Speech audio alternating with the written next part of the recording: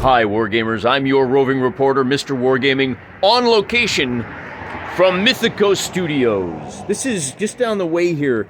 They've got a game store that I happened to walk into randomly the other day. And it turns out it's not just a game store. These guys are a full-blown miniatures company. And when I walked in the door, they had shelves and shelves of some gorgeous miniatures that I can't wait to show you. Let's take a look. What you are looking at is a small selection of an extensive line of 32mm scale miniature wargame figures. This is for a warband-based miniature wargame called Mythic Americas from Mythico Studios. That first batch that you were looking at were the Plains Indians. This warband is based off of the Mayans.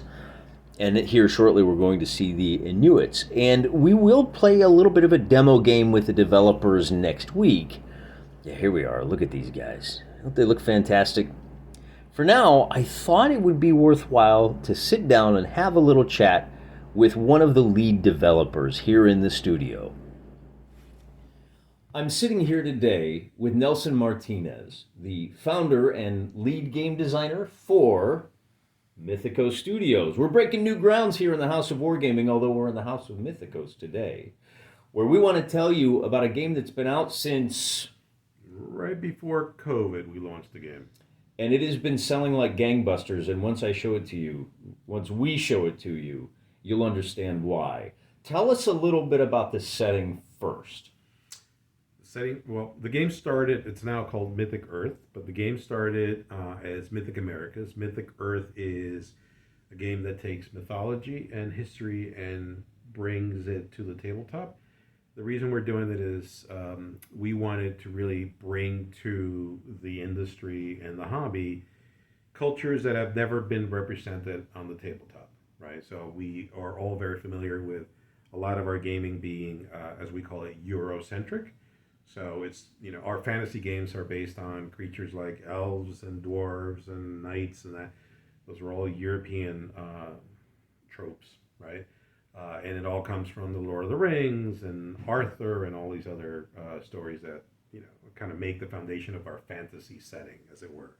So we wanted to create a game that really took the mythology and the history of a lot of non and underrepresented cultures around the world, and we decided to launch it based in the Americas, right? So Mythic Americas is kind of the first world within the universe of Mythic Earth.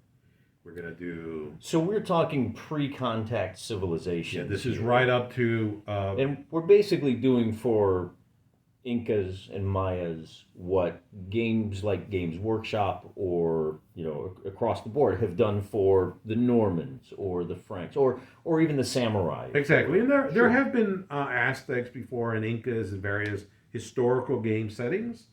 I don't believe any of those games ever had kind of the mythology of it. So my first love was Warhammer Fantasy years and years ago, right?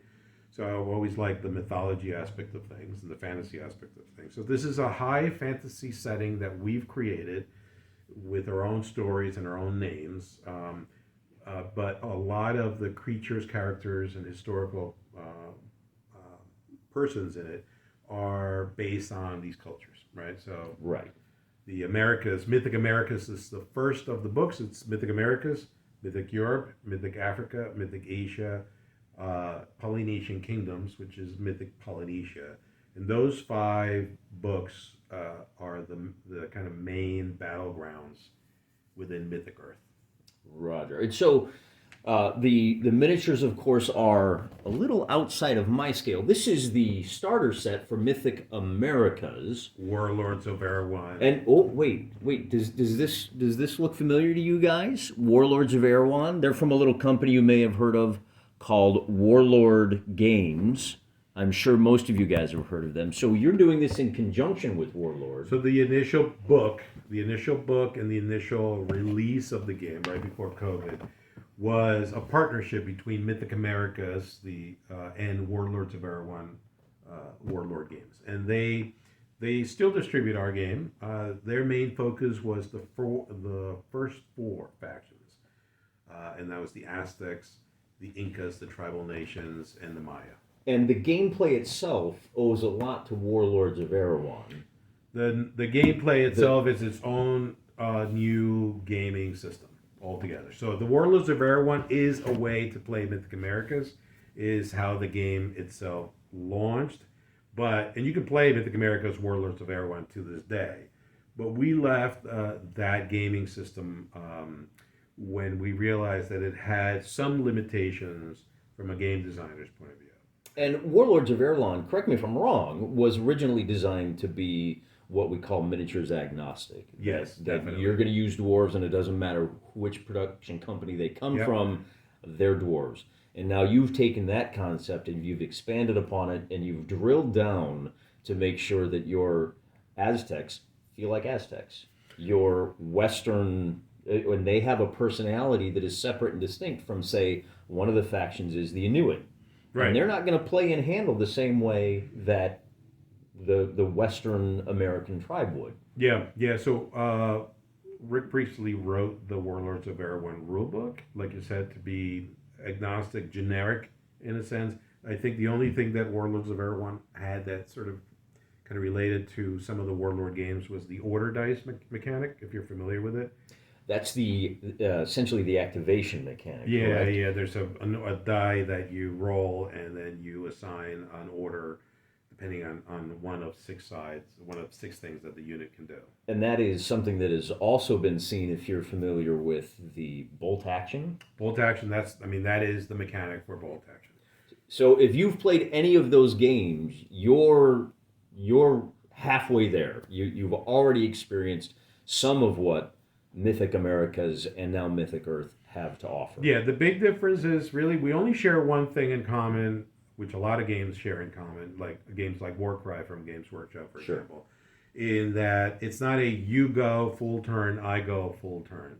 All of these games, almost all of the gaming, including some of the Asmodee games like Shatterpoint and Star Wars Legion, they're all unit activation based. Right, so units go or one-page rules. Yeah, exactly. Right. Future. So the whole idea, one side goes and the other side goes next, is not what drives these games. So that they all share in common. This gaming system, the Mythic Earth gaming system, which is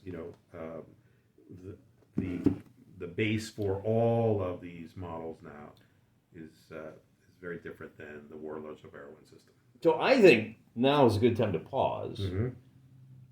We're in New Jersey. Yes, we are. The international headquarters for Mythico Studios. Randolph, New Jersey. If we are watching this video from Australia, Great Britain, points further east, how would we get our hands on Mythic Americas?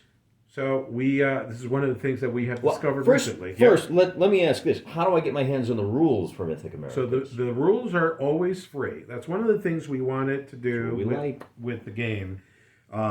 Is we wanted to have a gaming system that really kind of celebrates the gaming and the hobby and the actual playing of them. So focus on the models, right? I'm not a big fan of printing a rule book and then you have to reprint it a year later or 2 years later because you've decided to change things. So all of our rules are available on mythicamericas.com. So the rule book itself, the magic spells, the cards, whatever you need to play the game is available as a free PDF. And what we do is we open it up to the community, and people get involved via Discord or Facebook, and they'll send us their thoughts on the rules. Basically, let the community be playtesters. A lot of gaming companies do that, but we do take their commentary at heart, and we include it in our rules revises. We're actually what we were doing before when you came into the studio. Is we were working on the new set of rules, the 2.0 version. And it's not a major rewrite of the rules, it's just we periodically go through the rules and clean them up, tweak language, do that kind of stuff. Right. So this is probably a good time to segue into how your game steps out of the traditional wargame mold and breaks free from the line them up and run them at each other and the focus on initiative. Who's going first, who's going second. We've talked a little bit about the activation system. But the actual gameplay itself starts with a fairly unique mechanic that I haven't experienced before. Do you want to talk about that a little bit, please? Yeah, so one of the things that you want to keep in mind when you're writing a book with cultures that have really never been explored in this way, or included in the conversation in this way as Mythic Americas or Mythic Earth does, is you don't want to create a situation where you make one culture or another good or evil, right? So if you think about classic Warhammer games where you have the Empire and then you have Chaos. Chaos is clearly evil, right? For us, it's not so much about who's good, who's bad. So we've created a mechanism in the lore of Mythic Earth that revolves around the concept of there's one creator, which is also a very universal thing for a lot of these cultures, and that creator has set a certain set of rules based around the idea of living within balance with nature, right? So as a old environmentalist, I kind of think of everything as, we humans we behave like alien beings that were dropped on the planet from another planet, and we don't kind of recognize the fact that we're in symbiosis, supposed to be with the Earth itself, right? So the Earth itself in our game is known as Mother Turtle, Holy Earth, and she is part of this universal balance. Why do I bring this idea of balance? One, it gives This doesn't sound like gameplay yet. We're getting there. Yeah. So the idea of the background of the balance is that it gives us a creative freedom to not make it about you're fighting to destroy that village because you're evil, and I'm here to protect it because I'm good. So we're not talking about a zero-sum game here. No. At this point. This is about creating a mechanism within the storytelling that gives you the tools to create a mechanic to play the game, right? So that mechanic is balance. And the way you create balance, in our opinion, in a game is by ensuring that when you come to play the game, you're not sure how the environment of the tabletop is going to affect you, right? So when you come to play Mythic Americas or Mythic Earth, both players are going to roll a die, and that is going to give you that's called the balance roll, right? That's going to give the winner the choice of fighting for one of two forces, the ever-living and the ever-changing. Both those are the yin and the yang of the balance within the storytelling, right? So this drives the conflict on the table. Exactly. Is which of these, and you don't know before you sit down which of those you're going to be fighting for, because there's call it a strategic level that is separate and independent, is more lore based. And now when we've drilled down to the tactical level of the tabletop game, now we're dealing with the conflict between those two forces. That's correct. So you roll your die, the winner picks the ever-living, ever-changing. Think of it as two separate doors. Whoever picks door number one goes through that door, and whoever picks door number two goes through that door, right? What you find behind those doors is the ever-living and the ever-changing each have a set of spells that's only available to them, right? They have a set of secondary scenarios that are only available to each one of those alignments. I'm a little confused. When you say scenarios, do you mean objectives that you're trying to achieve? Yep. So the game is played on there's a primary scenario that you both try to achieve objectives within that scenario, right? So that's a primary scenario that you and I would share. That's not alignment specific. So, and that is a zero-sum game. One of us is going to walk away with the points from that objective? Yeah, we may come up with the same points because you may achieve, the objectives may be things that you both can achieve, right? And so, but below that, there's secondary objectives that are only available and dependent on your alignment. And which door you've gone through. Exactly. And so those add an additional gameplay element that they tend to really almost behave like tiebreakers, because if you're trying to achieve the primary, a lot of games now have secondary objectives, and that's a trend that we're happy to say, we were one of the gaming companies that was leading when we first ahead of the curve on that a little bit, which is great, and what it does is it drives it because you don't know what alignment you're going to play against, and you'll see some of the scenarios are very specific to that alignment. The entire mechanic of the balance really ensures that you can't try to game your list writing. So there's no such thing as a meta list that we've run into where you're going to sit here and you're going to write a list that has all archers, and because if you're playing ever changing, that might not be what you need because the scenarios. Any list you come up with that is a surefire winner for the ever changing won't do you a lot of good if you go through the ever living. It's going to be affected because your scenarios are going to be separate. So you have to be ready for any kind of battlefield condition, and so this encourages balanced list writing, right? And Sure. that's the main motivator.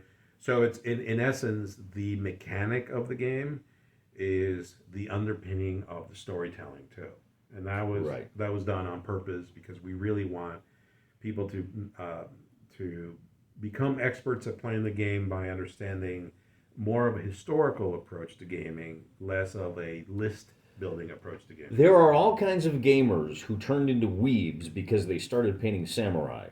And this is the kind of game that, even if you're like me and you don't have a drop of Incan blood in you, after you've painted up an army force of Incas, you may wish you did. Yeah. Yeah. So, and actually, you know, it's interesting when we talk about Mythic Asia. Mythic Asia is going to have the Japanese kingdoms, and when you start looking at some of the cultures, and you start not focusing on what I call the kind of mass market motifs of those cultures, you find some incredible stories and some incredible characters and unit types and all kinds of stuff. So, Japan, Korea, India, all of these areas of the world have incredible stories to tell. And soon you'll have. I was reading a thread on the artist formerly known as Twitter Yeah. about when in the mid 1500s you had conquistadors and Yep. their Aztec allies fighting against the Ottoman Empire in the jungles of Borneo, and the Ottomans were allied with the samurais. With this game, You can do it. you can do it, and you can do it in a way that's larger than life, which is what we love to see. And that's really one of the great things about fantasy is that there's a cycle that happens here where you either pick up the history and then you get interested in the fables, and then you read the fables and it leads you back to the history. And that same thing happens here with Mythic Americas in a lot of ways. But that's the idea, right? We want to give Sure. you what I Sure. told you before off camera. It's an intellectual itch, right? So Indeed. when And you this has been largely an intellectual exercise and conversation so far. Don't worry. We're going to come back next week with a video where we sit down and we play a few turns. We're going to run a demo game over, and they've got some gorgeous. I can't wait to show you these tables that they got over there. It's going to be great. Before we close out this episode of The Joy of Wargaming, Yeah. I just wanted, Nelson, is there anything else you want to tell the viewers about Mythic Americas? I think the best thing to do is to go on mythicamericas.com. Just check out some of the minis. Join our Discord. We have a Mythic Americas Discord and Mythic Earth Discord. There's a Facebook group. The only reason I bring those up is because you can see the community and all their painted models. There's just a lot of beautiful stuff out there. There are currently 7 factions that are out and ready and available In the Mythic Americas line? in the Mythic Americas And line. what do we got? We got the Inuits. So you got the Inuit, you got the Maya, the Aztecs, the Incas, the tribal nations, the Western Federation, and now you have the Taino, which is the first ever Puerto Rico-based force or any of these tabletop games. Interesting. Yeah, the Taino are super popular. I mean, we sold out of the initial run pretty much as soon as we announced their pre-release. And so the theme for the Western Federation is more the eastern kind of forest Native American tribes. That's the tribal nations. That's the tribal nations. Yeah, Western And then Federation the Western is west of the Federation. Mississippi. Yep. So that's your what are we talking about? Your Cheyenne Exactly. and your Hopi Yep, and yep, your yep, kind of yep. draws all of those in. It sticks it in a blender, and, Yep. and what comes out is unique and fantastical, but it is based enough in history that it's and I guess no conversation these days is complete without mentioning how have you been able to put all of this together without running afoul of the great number of people who are looking for a reason to be offended? Like, how do you balance the exploitation of these cultures with the desire to put them into a product, but a product that has at least at some level a noble goal and comes from a place of generosity? Well, I'm half indigenous myself. That always born in helps. South America. One of the partners here is Cherokee Nation. He is a Cherokee Nation member. He's actually very active within the Cherokee Nation. We have regular conversations with folks in the communities, Actually, one of the things that we're very, very cognizant of, and one of the reasons we don't have a good or evil side in our game. We really were very sort of focused on not making anybody come across as bad, right? And so there's a bunch of reasons for doing this. The other thing that we do is, if you look at our human figures, they're always researched to be historically accurate. When we go into fantasy things, like Children of Zabalwa, which are basically were-jaguars, right? Those are clearly fantastical creatures. And so we try very, very hard to make sure that we don't step into a line where we're taking historical figures and then we suddenly fantasize them and make them less than what they were in actual life. That's number one. Number two, we stay away from things that may still be religiously important, right? So there are some units in our game. One in particular is really only one unit in our game that sort of blurs the line, and that's the Wendigo. The Wendigo is a very popular now cultural sort of icon that in some of these cultures does have a slight religious side to it. But knowing that, I mean, there's a movie literally that just came out called The Wendigo. So for us, Ravenous. Yeah, exactly. So for us, this is something that's very important for us because some of us have either part or are fully in that culture. So we want to make sure that we don't do any cultural appropriation. And this is no different from what you see in the fantastic games that take place in a pseudo-European.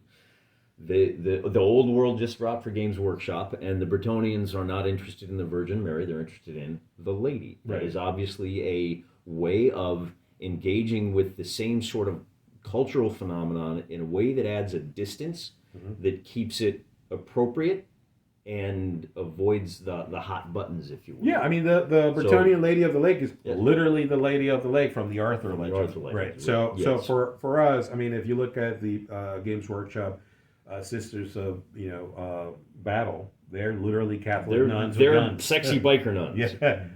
Yeah. So I think for us, it's really our main mission is to drive people to say, wow, we had, and this is a true story, we went to Gen Con and we had folks from Taino backgrounds. You're anticipating my next question. How has this been received? Oh, incredible. So a third, Mike, you'll see him when you go to the studio. His heritage is Taino, right? And we have a Taino force. We had Taino people come over to our Gen Con booth, and there were folks in tears because they've never seen the Taino represented in any game, board game, tabletop game, where they're not being conquered by the Spanish, right? Or enslaved by the Spanish. I mean, I think the reality is that there are ways to represent these cultures in a heroic way. There's, in my opinion. And that's what it's all about. We're heroic gaming here, guys. That's exactly right. I mean, we like to represent heroes on the tabletop, right? And so whether you play historical games or whether you play fantasy games, these are heroes and great creatures and fantastical, sort of peoples that are interacting with each other. There's a bunch of stuff I can talk to you at length about this, but for me, it's super important to understand that as we are part of some of these cultures, I being born and raised in Latin America, and having being almost half fully indigenous, for me that is very important that we never cross that line. Couldn't agree more, and it's so great to have. Let's be honest. There's plenty of room in the swimming pool for all of us. So I want to thank Nelson for taking the time to have me into his studio and talk a little bit about the game and share it with you guys, because I think there's a lot of you out there that this is a game you've been looking for, you just didn't know it. Next week, we're going to sit down and we're actually going to play the game, and I'll show you how the Path of Ever Living and the Path of Ever Changing influence the game itself. We'll see what the game plays like, because if it's pretty, but it isn't a lot of fun, it's for the painters and not the gamers. We're gamers, and the game is as fun as it is attractive. Thank you again, Nelson. It's been a real pleasure. Same here. Thank you, man. I'm praying for you.